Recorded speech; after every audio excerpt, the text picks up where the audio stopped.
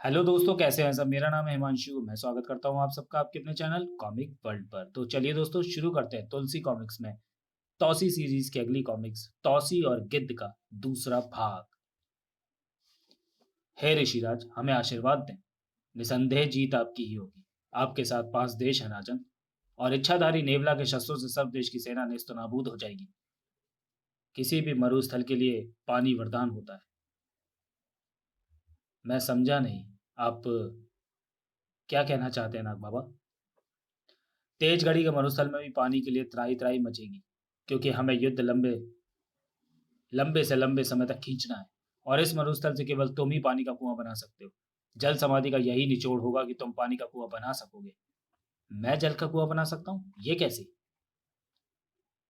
एक माह की जल समाधि में किसी भी इच्छाधारी को स्वतः ही ये शक्ति प्राप्त हो जाती है। मेरी रणनीति के अनुसार इस युद्ध को लंबे समय तक खींचना होगा, ताकि जल के लिए त्राही त्राही मचे। उसके बाद जीत आसान हो जाएगी। नाग बाबा, क्या हमारी सेना तत्काल युद्ध समाप्त करने की स्थिति में नहीं है। हे राजन, परिस्थिति क्या कहती है यही देखना है हमें। शत्रु को कमजोर नहीं समझना चाहिए। तेज घड़ी मरुस्थल में दोनों सेनाएं आमने सामने आ गईं। कल्प देश के खेमे में। सुनो इच्छाधारी नेवला, इस युद्ध में तुम एक महत्वपूर्ण भूमिका अदा करने जा रहे हो। जिस तरह इच्छाधारी नाग तौसी अपना कोई भी रूप धर सकता है, उसी तरह तुम भी कोई भी रूप धर सकते हो। तुम नेवला नस्ल के जीव हो। सारा जग जानता है कि नेवले और सांप की शत्रुता कितनी पुरानी है, और यह भी कि नेवला हमेशा सांप पर भारी पड़ता है। किंतु इच्छाधारियों पर यह निर्णय लागू नहीं होता। इसलिए तौसी को परास्त करना तुम्हारे लिए असंभव होगा। नियम यह भी है कि सांपों के युद्ध में कोई भी पक्ष बाहरी शक्ति की मदद नहीं लेगा। न ही किसी अन्य प्राणी को युद्ध में लड़ाया जाएगा। ऐसे में तुम्हें युद्ध नियमों के अंतर्गत बाहर किया जा सकता है। किंतु तुम चूंकि बहरूपी हो, इसलिए तुम सांप भी बन सकते हो। तुम्हें किसी दूसरी जाति का प्रमाणित नहीं किया जा सकता। अब ध्यान से सुनो। तुम्हें नाग बाबा को रणभूमि से बाहर ले जाना है, और जब नाग बाबा रणभूमि से बाहर निकल जाए तो यहाँ वापस नहीं लौटने देना है। यह काम मैं बखूबी कर लूंगा। और हे राजन, तुम तौसी से सीधा युद्ध प्रारंभ करोगे, और फिर जब मैं तौसी से अपना पुराना हिसाब चुकाऊंगा तो तुम अपनी सेना रोक कर रखोगे। मैं उसे ऐसा सबक पढ़ाऊंगा कि वो मरने के बाद भी याद रखेगा। गिद्ध अकेला रह गया। युद्ध शुरू होने से पहले मुझे तौसी को भी बताना है कि वह इस कुरुक्षेत्र में क्यों मारा जाएगा। बस आज रात मैं उसे सब कुछ बता दूंगा। तौसी अपने खेमे में विश्राम कर रहा था।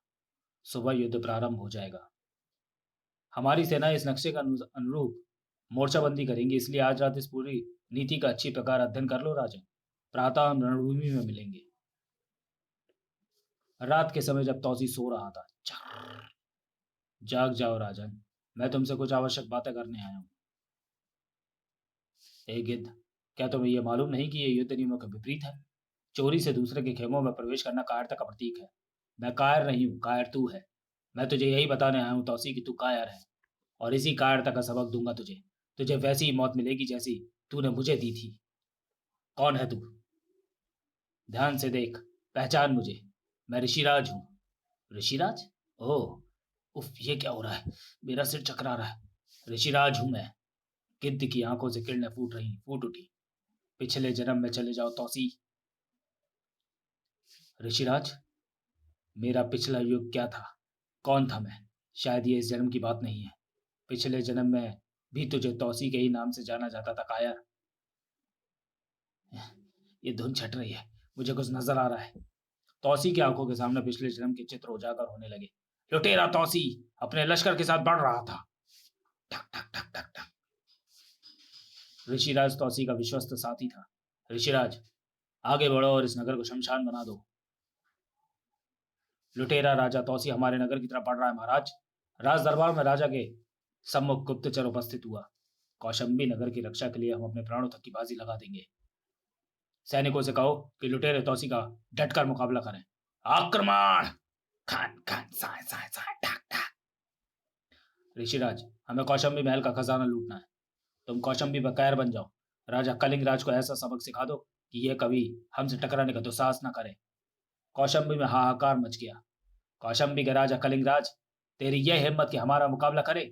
हमने तुझसे धन की मांग की और तुमने ठुकरा दी। हम लुटेरे हैं, सब लूटपाट करते हैं, किसी राजा का राजपाट नहीं छीनते। हम जिस राजा से जितनी भी दौलत की मांग करते हैं वो पूरी कर देता है, और जो हमें धन देने से इनकार करता है, जानते हो उसका क्या अंजाम होता है?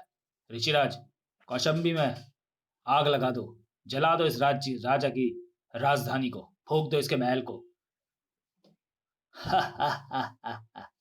कौशंबी महल पर तौसी का कब्जा हो चुका था। हम तुम्हारा सारा खजाना ले जा रहा है राजा, आगे से ध्यान रखना, जब भी हम धन की मांग करें हमें मिल जाना चाहिए। कौशंबी का खजाना लूटा, तौसी का लश्कर वापस लौटा। हे राजन, हम पिछले 10 वर्ष से इस मरुस्थल में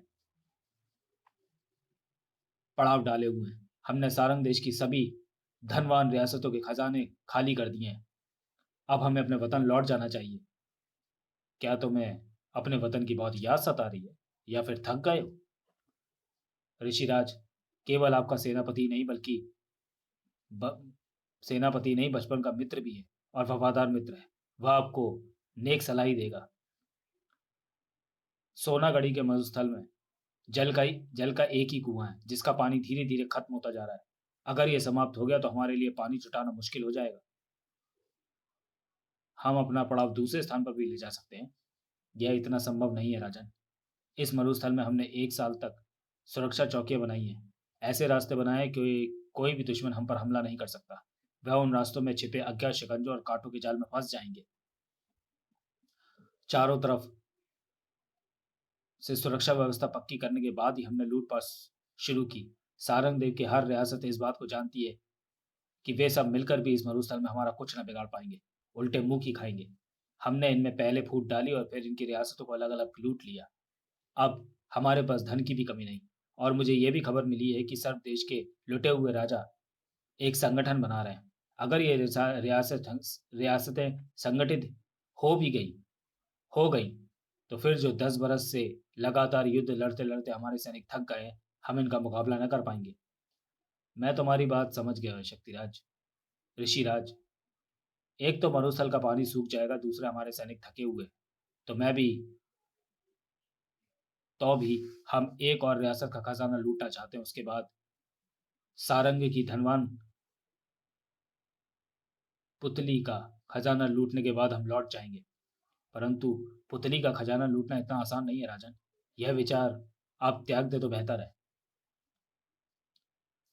तुमने पहले भी अनेक बार मुझे पुतली रियासत पर धावा मारने से रोका है। आखिर क्यों? क्योंकि पुतली रियासत की रानी पुतली बाई सारंग देश की सबसे सुंदर नारी है, और सबसे बड़ी सेना की बागडोर उसके हाथ में है, जिसे वह शक्ति से नहीं जीत सकती है, उसे रूप चाल से जीतने की क्षमता रखती है। और अगर हमने सब कुछ फतह कर भी लिया, तब भी खजाने का तिलिस्म तोड़ना असंभव है।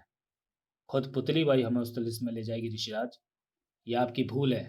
पुतली बाई जान दे देगी लेकिन तिलिस्म नहीं खोलेगी।